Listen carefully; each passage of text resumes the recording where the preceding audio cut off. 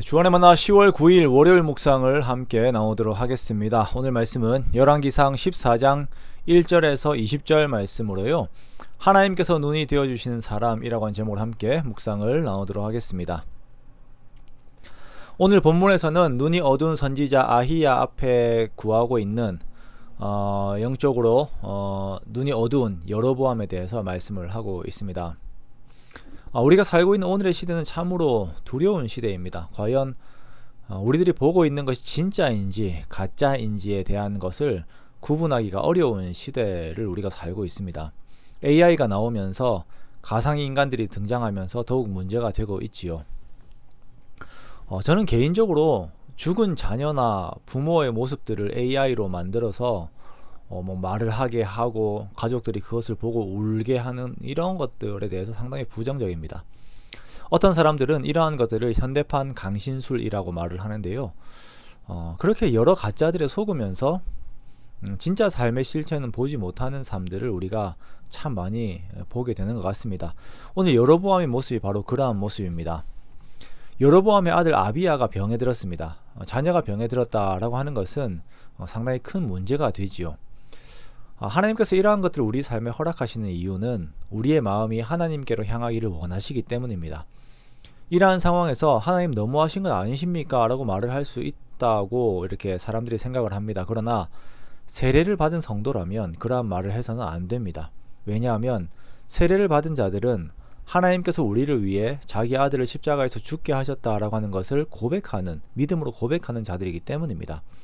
그러므로 우리는 우리를 향하신 하나님의 큰 사랑을 먼저 생각하고, 그리고 우리에게 이러한 고난들이 올 때에 그 상황에서 하나님을 바라보아야 합니다. 여로보암은 아들이 병에 든 상황에서 자기의 아내를 실로에 있는 아히야에게 보냅니다. 선지자 아히야예요. 이 사람은 이 아이가 어떻게 될지 알 것이다 라고 말을 하면서 떡 10개와 과자와 꿀 한 병을 가지고 아히야에게 찾아가라 라고 이렇게 이야기를 하지요. 그러면서 변장을 하고 가라라고 이렇게 이야기를 합니다. 여로보암이 자기의 아내를 아히야에게 보내는 근거가 무엇인지 그가 직접 말을 합니다. 그것은 아히야는 과거에 여로보암에게 와서 이스라엘의 왕이 될 것을 말했던 사람이기 때문이에요. 자, 그러나 여로보암은 거기까지만 이야기를 하죠.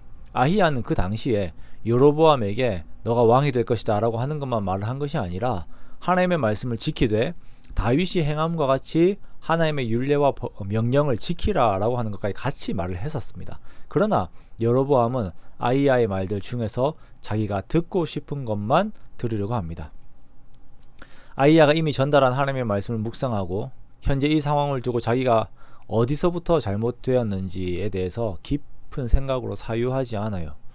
당장의 아히야가 가지고 있는 영적인 능력 안에서 자신에게 있는 이 현세적인 문제만을 해결하려고 하는 것입니다. 이 모습에서 여로보암은 영적으로 너무나 어두운 사람입니다. 이에 여로보암의 아내가 아히야를 찾아갑니다. 변장을 하고 갔지만 이미 아히야는 나이가 많아서 눈이 어두워요. 변장을 해도 아무런 소용이 없는 거예요. 그러나 그는 이 모든 상황들을 아히야는 다 알고 있습니다. 왜냐하면 하나님께서 아히야에게 다 말씀을 해주세요. 여로보암의 아내가 자기 아들이 병든 것으로 인하여서 너를 찾아올 것이다. 그런데 다른 사람인지 하면서 올 것이다. 그러므로 너는 이렇게 대답하라 라고 미리 모든 것을 말씀을 해 주십니다. 비록 나이가 들어 눈은 보이지 않지만 하나님과 친밀하게 교제함으로 하나님께서 직접 친히 그의 눈이 되어 주시는 것, 아히야가 하나님 안에서 누리는 큰 은혜이자 축복입니다. 이렇게 아히야는 여로보암의 아내가 들어오는 발소리를 듣고 바로 그녀를 부르면서 말합니다.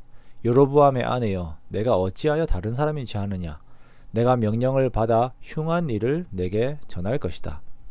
그리고 아히야는 하나님께서 여로보암에게 주신 복들과 은혜와 여로보암의 배반과 악행에 대해서 전달합니다. 그리고 하나님의 재앙에 대해서도 함께 전달하지요. 아히야의 말을 요약하면 다음과 같습니다. 하나님께서 여로보암에게 하나님의 백성 이스라엘의 주관자가 되게 하셨고 다윗이 행한 것과 같이 마음을 정직하게 하라고 하였는데 그 정직한 마음을 버리고 오히려 이전 사람들보다 더 악하게 우상들을 만들었다. 그러므로 너의 집 안에서 재앙을 내릴 것이며 너희 후손 중에서 성읍에서 죽어서 개에게 먹히고 들에서 죽어 새에게 먹히는 자들이 있을 것이다. 그리고 너의 아들도 죽을 것이다. 내가 성읍에 들어갈 때에 아이가 죽을 것이다.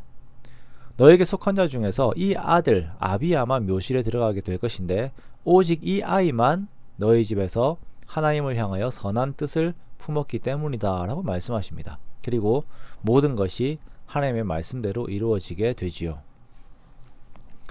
한 나라의 왕은 정보력이 어마어마합니다. 그에게는 많은 눈과 귀가 있습니다. 그러나 하나님과 동행하는 한 사람, 실로에 있는 눈이 먼 노인 아히야에 당하지 못해요. 하나님과 함께 동행하며 하나님께서 친히 그의 눈이 되어주시는 사람, 아히야의 은혜가 우리에게 함께 하시기를 원합니다. 여로보암의 아이 역시 이 세상에서 무언가를 누리지 못하고 죽었지만 하나님께서는 이 아이가 가진 마음을 귀하게 보셨다라고 하는 것을 또한 기억하면서 세상의 가치들이 아닌 하나님 안에서 우리들의 자리를 지키는 우리들이 되기를 원합니다. 그렇게 하나님께서 우리들의 눈과 귀가 되어주셔서 우리로 하여금 정직한 길로 가게 하심에 감사하며 더욱 주님과 동행하는 저와 여러분의 복된 삶이 되시기를 주님의 이름으로 축원합니다.